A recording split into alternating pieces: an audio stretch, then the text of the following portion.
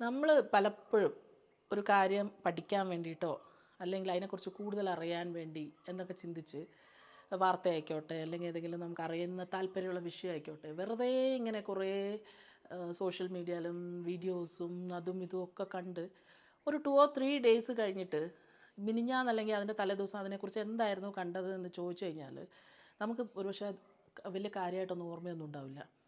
ഈ information overload എന്ന് പറയുന്നത് ഒരു വലിയ പ്രശ്നമാണ്.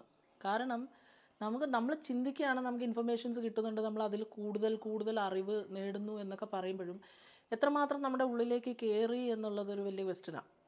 നമുക്ക് തന്നെ ആലോചിച്ച് നോക്കിയാൽ ഒന്ന് മനസ്സിലാവും. കഴിഞ്ഞ അല്ലെങ്കിൽ ഒരാഴ്ച മുമ്പേ കണ്ടത് എന്തായിരുന്നു എന്നൊക്കെ ചോദിച്ചു കഴിഞ്ഞാൽ എത്രമാത്രം ഓർമ്മയുണ്ടെന്നൊന്ന് സ്വയം ചോദിച്ചു നോക്കിയാൽ തന്നെ കാര്യം മനസ്സിലാവും.